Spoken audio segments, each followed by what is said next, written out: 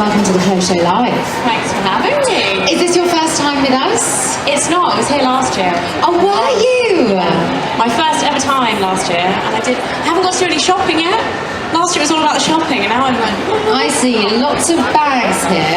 I think these guys have been shopping. Yes, lots there. Bargains. And lots here. Yeah. So, you haven't hit the shops yet. So, I'm not going to ask you that Next question. So, with your vlog, which is, you've got a huge following and lots of fans, how did it first come about? How did you first start? I was bored at university, and... As we all can be. Yeah, and I found this little community online of beauty bloggers and bloggers, and fell in love with them all, and the community as a whole, and then... when I think I showed my mum a review video on YouTube. She was like, you have to do this, you'll be amazing, you have to do it, and basically forced me into it, and that was it. I never kind of looked back. I made my first video the next day, and I haven't had more than, I think, 2 weeks without making a video ever since then. That was 5 years ago. Amazing.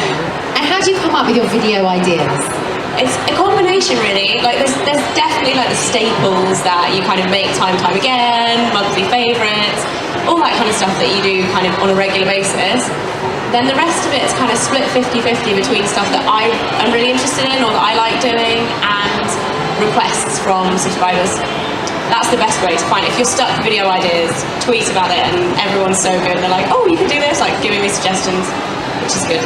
What have been your favourite videos? Are there any that you filmed and you had no idea that they would get so much attention or become one of your most popular videos? Sometimes it's not the good ones that get the most attention. So I think my most viewed video I made it was just when I first started, and it's so bad, the lighting is so bad, I'm really nervous. Yeah, and it's my #1 most viewed video. I don't know why. I think it just got up into the search terms, and that's an embarrassing one. I'm like, oh no, I wish it wasn't that one. It's always the ones where you look super glossy that you're like, why is no one watching this? Exactly. But no, and nice things as well that are a bit more personal. Like I put some of my wedding stuff online, and lots of people watched that and said lovely things, and yeah, that was just really nice. So does anyone in particular inspire you in the vlogging world or as a celebrity in terms of being a tastemaker, or you love their style in front of the camera and you always look forward to hearing their comments?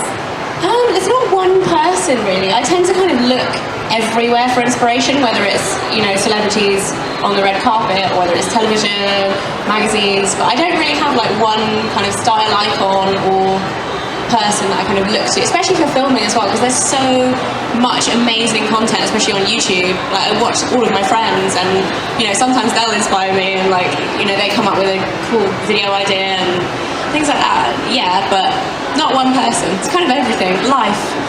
So have you through video blogging, have you made a new entire friendship group of peers who do the same thing as you? Yeah, it's so nice because I mean it's quite weird. I started looking for the beauty community online and like getting into vlogging because none of my friends from school or from uni were really into beauty and fashion.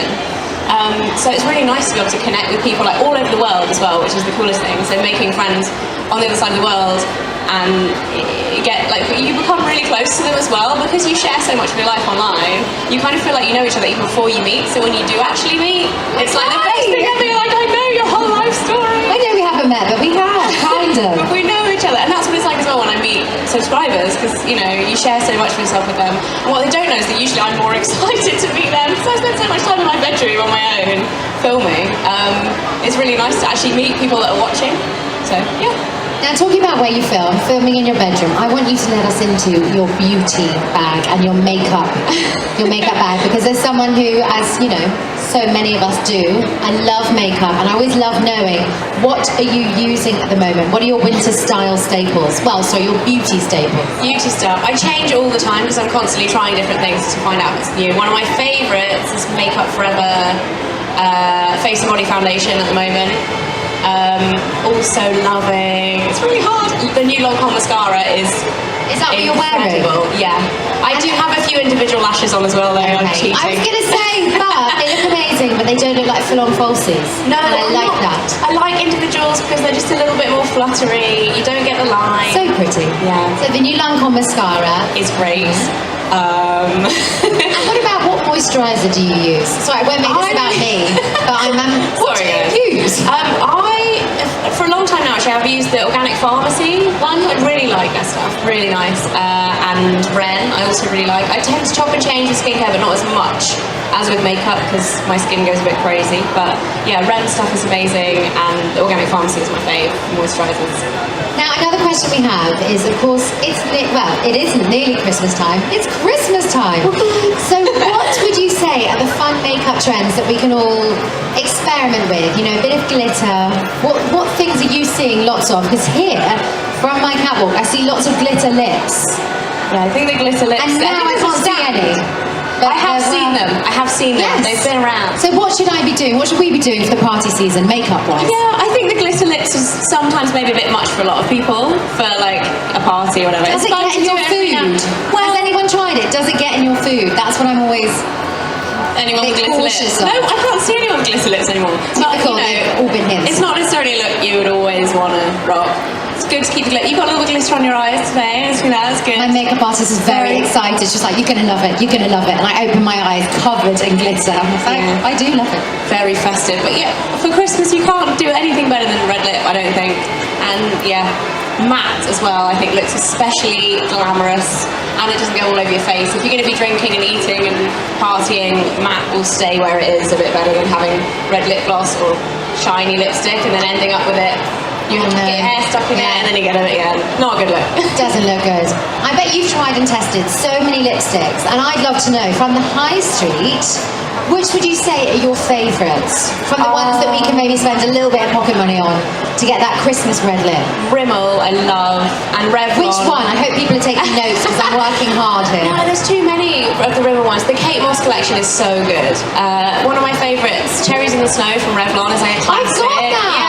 It's a lovely kind of pinky red, isn't it? Good. Yeah, I really like that a lot. But Rimmel, to be honest, like whatever colour you want to choose, because lipstick colours are individual as well. Different stuff suits different people. But they have the best kind of creamy textures. They're cheap and yeah, they do the job. I like them a lot. And your tips for the perfect red lip. What do we do to make sure it stays on our lips and doesn't come off on our glasses and all over not the a good place? thing. It's always going to come off on your glass a little bit, but you don't want it on the rest of your face. That's never a good look. So always put a bit of lip balm on. Before you start doing the rest of your makeup, I always, the first thing I do when I sit down to do makeup is put lip balm on, and by the time I get to my lips, it's fine. And if you do have any dryness, give it a little lip scrub. You can just use some sugar, mix it with some olive oil, make your own at home if you don't want to buy it. Yeah. And then, apply one coat. You can use a lip brush if you want. It's good to kind of get into the crevices and like really get in there, but not always the easiest or the quickest way to do it. So that's optional. But best thing to do, blot after you've applied one coat, so a little bit of toilet paper, blot it off, and then put another coat on. And then afterwards, good stuff. You heard it here. Fleur De Force's tips on how to get the red lip. Now, would we ever see a beauty range from you? Maybe. Sounds to me. I think that's very much watch this space is probably the only thing I can say. So is it watch this space, but we might see it in a space in the new year? Potentially, yeah. Ooh, okay. Maybe. My really stealth detective work. And if you did create a beauty range, would you want it to grow into beauty, lotions, potions, or would you like to specialise in just making a perfect range of makeup? I think you've got to start somewhere small. I would love to do everything, especially because the videos I make are about everything as well. There's beauty, there's hair, there's fashion, everything's in there, a bit of home decor. I'd love to do everything, but I think the perfect place to start is your really, really good basics.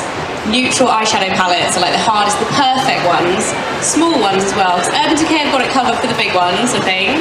Smaller ones is definitely something that I would love to do. The perfect neutral eyes. So I think that's where I'll start. But I'd love to do everything. And everyone can see you really well. I don't even know. No, you look great, which is what I was going to say. Can you just give us a little talk through how you've kind of prepped yourself ready for your Close Show Live I have to big say, screen moment? It was very early this morning in the Oh, you dark, can't whilst tell. it was still dark. Yeah, combination of foundations. I used a little bit of the Makeup Forever and a little bit of Shiseido Perfect Refining Foundation, some Bed Nye powder, got Chanel lipstick in Bonner. I have on the Lancome mascara, some individual lashes as well, and I have some, it's Burberry eyeliner, and then I have MAC eyeshadows on in Twinks, Naked Lunch, Orb, and Espresso a little bit as well, and eyebrows, Hourglass eyebrow pencil. Is that the brand? Yes. Oh, Have you never tried that Learned a stuff? new thing? No, Hourglass. Hourglass is amazing. Okay. I keep looking. You do look very nice. The screen I likes can't you. look and see, it's too quick. Just keep chasing yourself, going up, going down. Now, what would you like for Christmas? What should I tell Santa when he talks to me? Well, this is the problem. My family keep asking us, what do you want? What do you want? Honestly, this year, there's not really anything specific. A day of eating. Yeah, and some time with my chocolate and friends. roast dinner. I've been so busy the last couple of months, I really haven't seen a lot of my friends. So the number one thing for me for Christmas is to have an amazing festive season, spend lots of time with my friends, and just chill out, really. So I've been a little manic the last few months, but yeah, nothing material this year that I'm particularly after. It's always nice to get nice things. I think your husband's sitting backstage going, yeah, Oh, okay, God. let's just hang out together then. That is fantastic. Fleur De Force, thank you for your fantastic tips. If you want to follow, well, if you don't already, it's like a tongue twister, Fleur. What are you doing to me? If you want to keep up to date with beauty, style, fashion, home decor, and Fleur, it is of course Fleur De Force. Thank you so much for your time, and Merry Christmas. Huge round of applause.